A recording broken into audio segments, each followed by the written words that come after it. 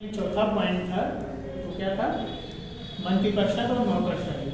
तो हमने बताया कि अमात्यों का ही उपधा परीक्षण किया जाता था, इंटरव्यू लेकर उन्हें ही प्रथम श्रेणी के अमात्य, द्वितीय श्रेणी के अमात्य और तृतीय श्रेणी के अमात्य में बांट दिया जाता था। तो प्रथम श्रेणी के अमात्य जो होते थे कोर ग्रुप होता था, जैसे आज के हम कैबिनेट मिनिस्टर देखते हैं, रक्षा मंत्री हो गए, विदेश मंत्री हो गए, है ना। भारत अमेरिका के बीच 2+2 वार्ता होती है, विदेश मंत्री रक्षा मंत्री उसमें सम्मिलित होते हैं ना। तो ठीक उसी तरह से इंपॉर्टेंट कोर ग्रुप जो था वो मंत्रिणा के सदस्य होते थे, इसमें पुरोहित होता था, प्रधानमंत्री होता था, युवराज होता था, संविधाता होता था, और एक सेकेंड श्रेणी थी जो मंत्रिपरिषद के लोग होते थे, जिनको 12,000 पर वार्षिक मिलता था। तृतीय श्रेणी में विभागीय अध्यक्ष आते थे, जिनको 1,000 पर वार्षिक, यानी अमात्यों की 3 श्रेणियां थी, प्रथम श्रेणी के अमात्य, द्वितीय श्रेणी के अमात्य और तृतीय श्रेणी के अमात्य। ठीक, अब हमने क्या देखा कि जो नौकरशाही है वो 18 तीर्थ और 26 अध्यक्षों में बटी हुई है। अब तीर्थ का मतलब विभाग भी होता है, तीर्थ की हिंदी विभाग होती है, और जो ये अध्यक्ष हैं ये क्या है, अलग अलग महत्वपूर्ण मामलों की ये देखरेख करते हैं। तो इस तीर्थ में कुछ महत्वपूर्ण ऐसे संविधाता, कोषाध्यक्ष हो गया, समाहर्ता क्या है, राजस्व विभाग का प्रमुख हो गया, अंतपाल क्या है, सीमावर्ती दुर्गों का रक्षक, दुर्गपाल कौन है, देश के भीतर के दुर्गों का रक्षक, अंतर्वेशिक कौन क्या है, सहायक रक्षक सेना का प्रमुख, प्रतिष्ठा कौन है, फौजदारी न्यायालय का न्यायाधीश, व्यवहारिक कौन है, दीवानी न्यायालय का न्यायाधीश, एस्ट्रोनोमोई कौन है, नगर का प्रमुख, एग्रोनोमोई कौन है, तो सड़क निर्माण देखता था। कैसे में मेगास्थनीज कहता है कि जो एग्रोनोमोई है वो हर 10 स्टेडिया पर एक स्तंभ खड़ा कर देता है। ठीक, तो इससे ये भी पता चलता है कि स्टेडिया जो है वो मूल मापक इकाई थी यूनानियों के अनुसार, मेगास्थनीज के अनुसार। जैसे वो कहता भी है कि पाटलिपुत्र क्या है, 80 स्टेडिया लंबा है और 15 स्टेडिया चौड़ा है। ठीक, अब अध्यक्ष में देखिए 26 को तो याद करना संभव नहीं है, तो आप कुछ महत्वपूर्ण को याद कर लीजिए। जैसे लक्षणादेश बहुत महत्वपूर्ण है, क्योंकि यही सिक्के जारी करने का काम है इसी का। और संवर्णिक भी एक अधिकारी होता था इसके अधीन, जो टकसालों का प्रमुख होता था। फिर एक रूपदर्शक होता था। ये रूपदर्शक क्या होता था, ये देखता था सोने कैसे हैं, नकली है असली है, सही ढाले जाए कि नहीं टकसाल से निकले, वो रूपदर्शक देखा था। आंकड़ाध्यक्ष कौन था, खानों का प्रमुख। खान मतलब जहां से सोना चांदी ये सब मिलता है। ठीक, सीताध्यक्ष कौन था, भूमि 2 प्रकार की थी मौर्य काल में, एक निजी भूमि होती थी और एक राजकीय भूमि होती थी। तो निजी भूमि का जो प्रमुख होता था उसको उपवास या काश्तकार कहते थे, अभी आएगा अर्थव्यवस्था में। और जो राजकीय भूमि होती थी उसको सीता भूमि कहते थे, सीता, उसकी देखरेख सीताध्यक्ष करता था। चारागाह भूमि का विविताध्यक्ष होता था, शून्याध्यक्ष भूषण खाने का, नवाध्यक्ष पासपोर्ट विभाग का, पणयाध्यक्ष जो व्यापार वाणिज्य की देखभाल करता था, संस्थाध्यक्ष जो व्यापारिक मार्गों को देखता था, चोरी वोरी तो नहीं हो रही है, सामान तो नहीं लुटाया जा रहा है। ठीक, क्लियर, आगे बढ़े जाए।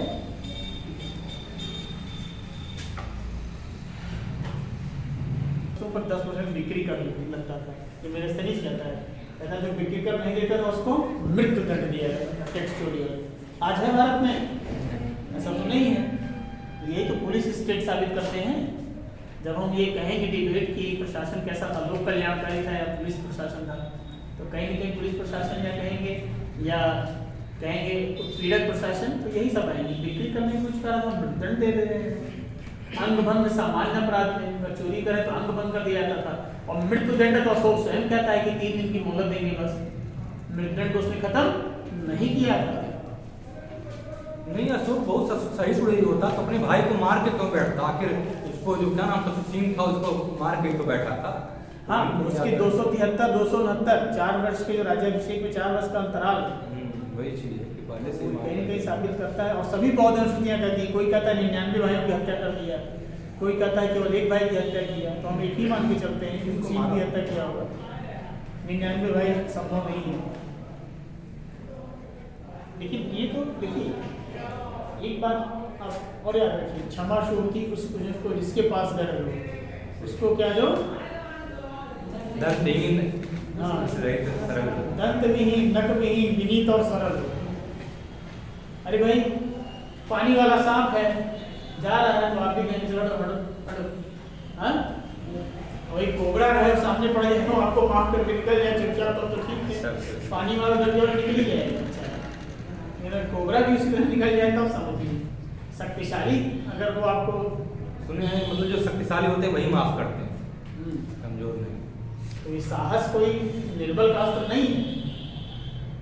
गांधी जी यही कहते हैं ना कि अगर मुझे कायरता और हिंसा में से किसी एक को चुनना हो तो मैं हिंसा को चुनूंगा, कायरता को नहीं।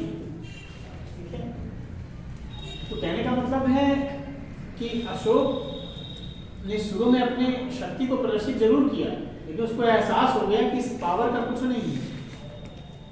पावर का मतलब कुछ नहीं है, आप पद पे हैं, लोक कल्याण नहीं कर पाए, किसी का कल्याण नहीं कर पाए तो बेकार है सब कुछ। व्यक्ति के दो पक्ष होते हैं, उसका व्यक्तिगत जीवन, इसका सार्वजनिक जीवन। केवल अपने परिवार तक सीमित नहीं है, आपका इस देश और समाज के प्रति कुछ योगदान है, वो आपका सार्वजनिक जीवन है, करना भी चाहिए।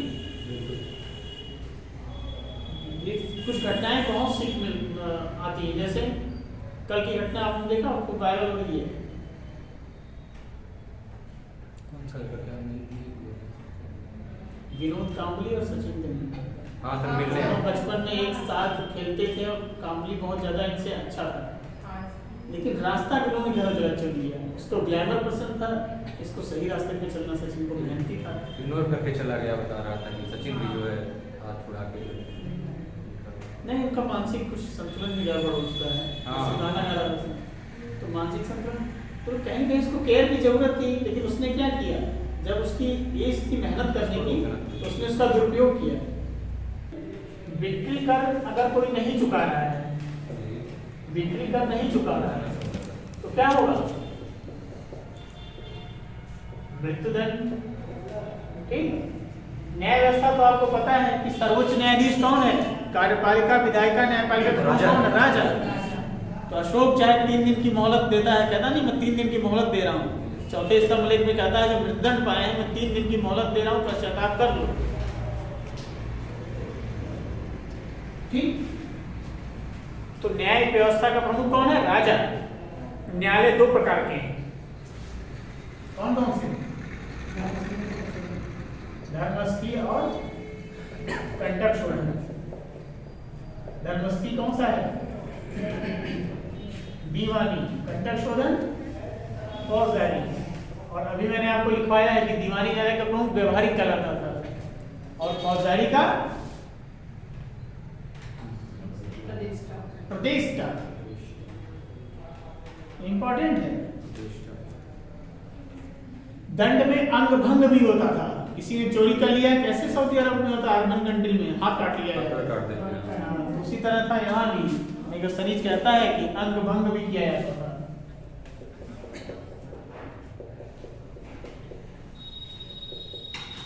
मृत्युदंड पाने वाले को 3 दिन की मोहलत किसने दी थी, लेकिन समाप्त नहीं किया था।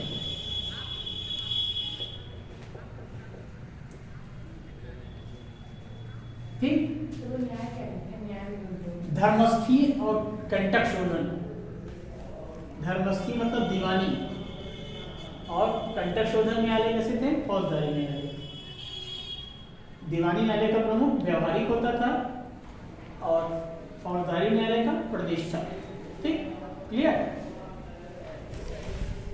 गुप्तचर प्रशासन, गुप्तचरों को अर्थशास्त्र में क्या कहा गया है, गूढ़ पुरुष।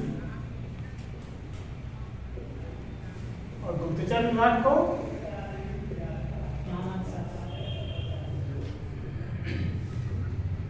अर्थशास्त्र में। गुप्तचर भी 2 प्रकार के होते थे,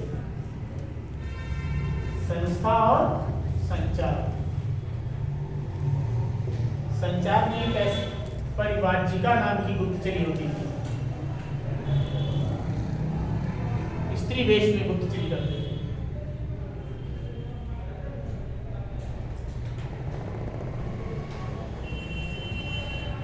संस्था जो एक जगह रहकर, स्थिर रहकर, संस्था मतलब एक स्थान पर रहकर।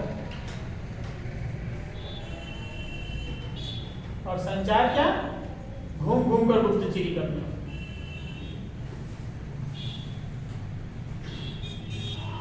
गुप्तचर दो प्रकार के थे, संस्था और संचार।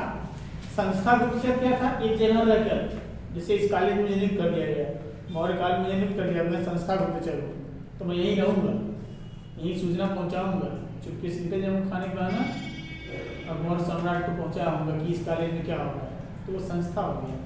संचार क्या होते हैं, कहीं विद्यार्थी की वेशभूषा पहन लिए, कहीं तपस्वी का पहन लिए, कहीं महिला भिक्षु का पहन लिए, महिलाएं भी गुप्तचरी करना बोल रही हैं। अब निकल गए एक गांव दूसरे गांव तीसरे गांव चौथे गांव, क्या स्थिति है तो सम्राट को बताते थे। ठीक है, क्लियर? आगे बढ़ाइए। छठा पॉइंट क्या है, सैन्य और नगर प्रशासन। मैंने ऑलरेडी बताया है सैन्य व कैसे बताया बताइए, मेघस्तनी लिखवाया था मैंने। 6 समितियां कौन कौन सी थी, चलिए बताइए, देखें आप लोग रिवाइज करते कि नहीं करते। नगर प्रशासन में देखिए हर समिति 6 समितियां होती थी सब में, और प्रत्येक में 5 सदस्य, यानी टोटल 30 सदस्य होते थे, तो 6 समितियों बटे होते थे। अब बता दीजिए आप लोग, देख के भी बोलेंगे, रिवाइज किए नहीं होंगे। पहली जल सेना, दूसरी यातायात रसद, तीसरी पैदल चलेगी, चौथी घोड़े पे चल जाएगी, उसके बाद पांचवी हाथी पे आ जाएगी, सबसे आखिरी रथ पे आ जाएगी। 6 समितियां। जल सेना, यातायात रसद, चलो यातायात के बाद आसान है, पैदल चलेंगे, फिर घोड़े पे बैठ जाएंगे, दूल्हे की तरह घोड़े से फिर हाथी बैठ जाएंगे, हाथी पर आजकल रथ का प्रचलन चल गया है, दूल्हे से जोड़ लीजिए। पहले लोग पैदल जाते, साइकिल आ गया, मोटरसाइकिल आ गया, दूल्हा पहले ऐसे से जाते थे, पैदल चले जाते थे, जब नहीं था बाइक तो पैदल जाते रहे होंगे लोग। पैदल के बाद फिर क्या हुआ, घोड़े पे आ गए, घोड़े पे सवार हो गए, फिर हाथी चले गए, अब आजकल दूल्हा रथ पे आता है, अब रथ आ गया है। तो बस सेना है, युद्ध के समान ही है शादी करना, युद्ध के बाद शांति आ जाती है ना, शांति आई जाती है।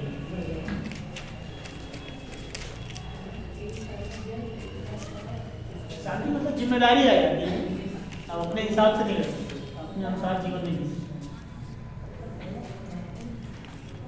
और नगर प्रशासन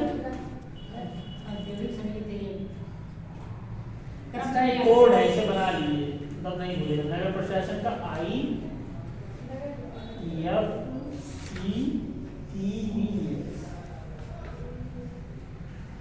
तब आप नहीं भूलेगा। इंडस्ट्रियल औद्योगिक समिति जो शिल्प निर्माण से संबंधित थी। यह मतलब फॉरेन विदेश समिति। सी मतलब कैलकुलेशन जनगणना समिति। टी मतलब ट्रेड व्यापार व्यवसाय समिति।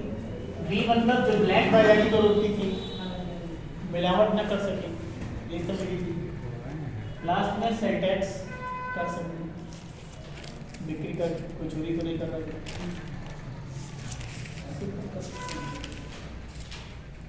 आपको पीछे ने बताया, याद था। इंडस्ट्रियल फॉरेन कैलकुलेशन मतलब जनगणना, ट्रेड मतलब व्यापार व्यवसाय, बी मतलब ब्लैक बाजारी जब उसको मिलावट वाले से जांच कर सकती है, मिलावट तो नहीं है, और आखिरी कर सकते तो की चोरी को नहीं कर रहा। ठीक,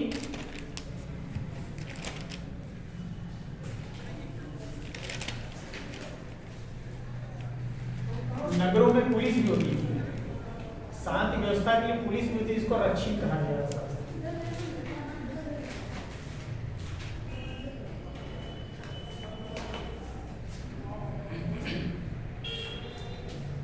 अब क्या आया, राजस्व प्रशासन। पुलिस भी थी, इसको रक्षित कहा गया। पुलिस भी होती थी ना शांति व्यवस्था बनाने में, नगरों में, उसको रक्षित कहा गया।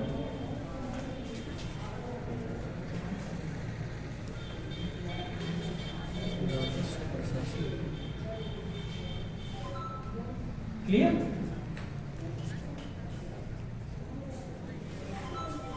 अर्थशास्त्र में करों एवं शुल्कों की लंबी सूची मिलती है।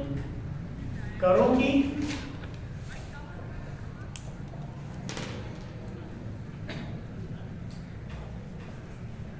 लंबी सूची किसमें मिलती है?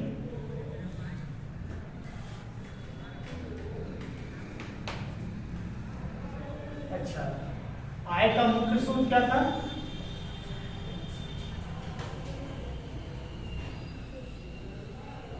भू राजस्व।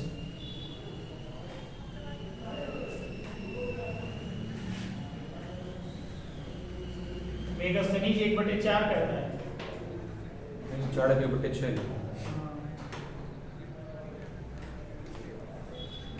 भू राजस्व सिंचाई कर भी लेता था राज्य। जैसे सिंचाई तालाब से होती थी, कुओं से होती थी, झरनों से होती थी, और झील पे बांध बनाया था, सुदर्शन बांध। सुदर्शन झील पे क्या था? बांध बनाया था, तो उससे नहरें निकाली गई थी। तो उससे भी अगर सिंचाई कर आप लेंगे, सिंचाई पानी लेंगे राज्य का, तो आपको सिंचाई कर देना पड़ेगा। यानी कुल मिला के अगर भू राजस्व सिंचाई का जोड़ लिया तो वहाँ 1/2 तक ले लेते थे। सब लोग कहते थे कि अलाउद्दीन खिलजी सबसे ज़्यादा टैक्स लिया ना, शाम से 1/2 लेकर कम किया है। तो कहीं ना कहीं अगर सिंचाई और भू राजस्व दोनों को मिला दिया जाए तो मौर्यों में भी 1/2 हो जाता है। ठीक, यानी सिंचाई कर भी लिया जाता था। तो आय का स्रोत क्या होगा? विभिन्न टैक्सेशन। राजस्व का स्रोत टैक्स था। नहीं था, उसमें लिखा हुआ था। और व्यय की मदे क्या है?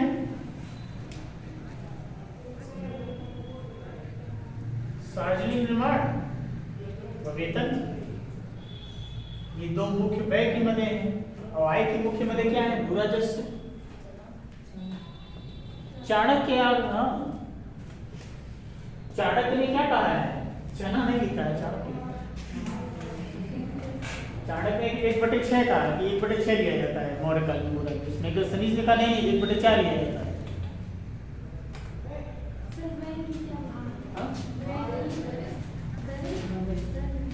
व्यय की मदे मतलब व्यय कहाँ होता था? अब बताइए, जहाँ 26 अध्यक्ष हो, 18 तीर्थ हो, पता नहीं कितने कर्मचारी हो, 6 लाख की सेना हो, और सबको नगद वेतन देना हो, कहाँ से देंगे? आए तो व्यय सबसे ज्यादा कहाँ हो रहा है? वेतन देने, टैक्स वगैरह। हाँ, करों से आप वसूल रहे हैं, खर्च कहाँ कर रहे हैं? सार्वजनिक निर्माण भी तो करा रहे हैं आप। सुदर्शन झील बनवा रहे हैं, स्तूप बनवा रहे हैं, गुफाएं बनवा रहे हैं, स्तंभ बनवा रहे हैं, अशोक बनवा रहे हैं, तो सब खर्च की मदद तो है। तो यही तो हम राजस्व में देखते हैं, काम खर्च कर रहे हैं, काम ज्यादा कर रहे हैं। ठीक, क्लियर? तो अब हम क्या देखें? विभिन्न प्रकार के टैक्स देख लेंगे। आप साथ में किन करों का उल्लेख करें। मुख्य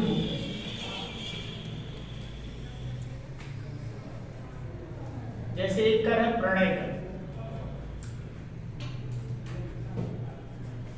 ये कैसा कर है? आपात कर। मतलब आपात स्थिति आ गई तो आपसे प्रणय कर लिया जाएगा।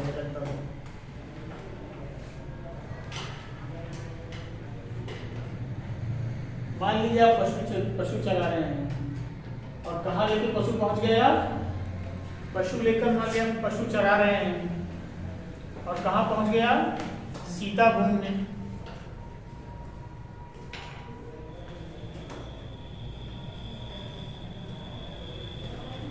राजकीय भूमि में। और आपके पशु ने क्या किया? सब फसलों को चर लिया। तो आपके क्या आया जाएगा? परहीनक कर। अवैध चराई पर परहीनक कर जाएगा। ठीक, उत्संग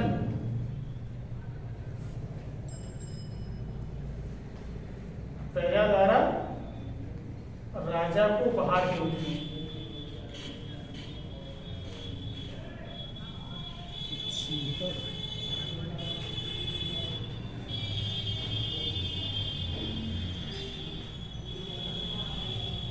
बलि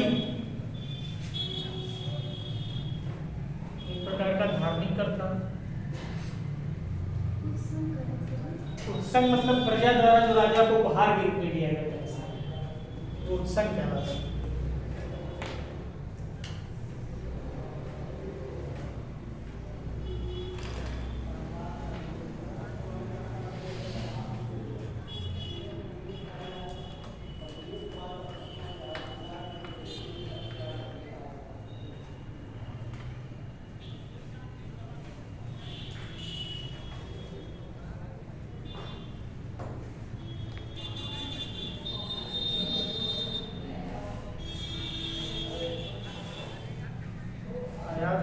प्रवेश्य, निर्यात कर को निष्क्राम्य कहा जाता था। तो आयात कर जब वस्तुएं आई तो उस पर आयात 1/5 दिया जाता था, और जब बाजार में पहुंची तो दोबारा 1/5 ले लिया गया, और उसको कहते थे द्वारदेय टैक्स। मतलब एक तो मान लीजिए मौर्य साम्राज्य में वस्तुओं ने एंट्री किया तो हम क्या कहेंगे, इंपोर्ट टैक्स लगा दिए 1/5। फिर वो जब बाजार में पहुंची तो वहां बिक्री के लिए जब आई तो फिर हमने 1/5 लगा दिया, उसे कहा गया द्वारदेय। ठीक, निर्यात कर को निष्क्राम्य कहा गया, इसकी मात्रा नहीं बताई गई कितना एक्सपोर्ट टैक्स लिया जाता था, लेकिन आयात कर का बताया गया। बिक्री कर,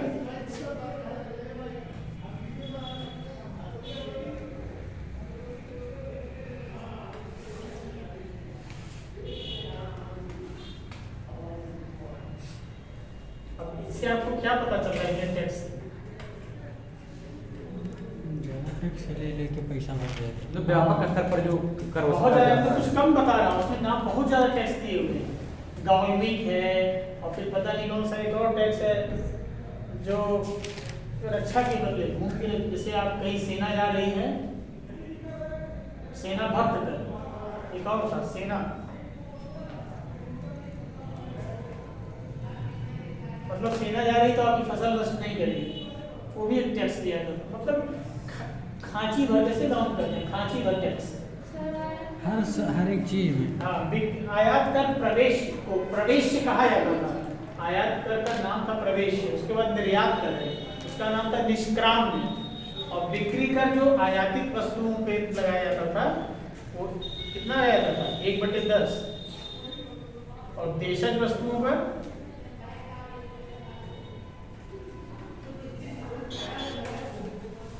कितना था 1/4। ये बिक्री करने लगाया था, और नहीं देंगे टैक्स तो फिनिश। मृत्यु दंड। 3-4 दिन के अंदर। हाँ, मतलब ये क्या है, टैक्स स्टेट, एक तरह से टैक्स स्टेट था, हर चीज पे शुल्क लग रहा है। सांस लेने में भी तो इस रहा होगा। अब क्या लोग कल्याणकारी पूरा चूस रहे थे पूरी तरह से। तो करेंगे कैसे जब इनकी व्यय की 6 लाख इनके सैनिक ही हैं और सबको नगद वेतन देना है, तो वसूलेंगे नहीं तो वेतन कहाँ से देंगे? इन सबको भी 48,000 हाँ, ये सब कुछ था। इतना ज़्यादा वेतन कहाँ से लाएंगे? केंद्रीकृत व्यवस्था थी ना, तो उसमें तो आपको करना ही पड़ेगा। तो रोमिला थापर ने इसीलिए मौर्य साम्राज्य के पतन का कारण क्या बताया? अतिशय केंद्रीकरण। ठीक है, सही था मतलब क्या। और डीडी कौशाम्बी क्या कहते हैं मौर्य साम्राज्य के पतन का कारण? कहते हैं आर्थिक स्थिति खराब हो गई, वेतन देने के लिए पैसा ही नहीं बचा, इतना ये लोग व्यय करने लगे साजिश निर्माण में, वेतन में, कि पैसा बचा ही नहीं। और अशोक ने कलिंग युद्ध के बाद विजय बंद कर दिया, शांति अपना ली, तो और कहीं इनका क्षेत्र मिला नहीं, इसलिए अर्थव्यवस्था बिगड़ती चली गई। और यही कारण था कि आने वाले 50 वर्षों में मौर्य साम्राज्य धाराशायी हो गया।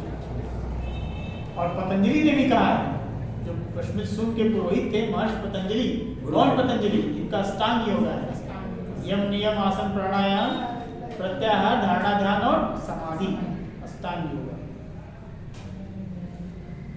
पतंजलि गुरु किसके थे? किसके गुरु थे? पश्चिमी सूर्य के पुरोहित थे।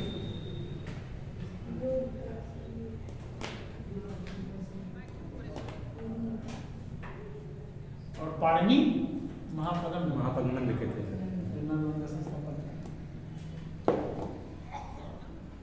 तो वही पतंजलि कहते हैं कि जो परवर्ती मौर्य शासक थे खुद ही जाके वस्तुएं बेचते थे बाजारों में जाके, और समझ जाइए कितनी अर्थव्यवस्था खराब हो गई थी कि राज्य परिवार का भी जीवन व्यापक नहीं हो पाया था। आयात कर प्रवेश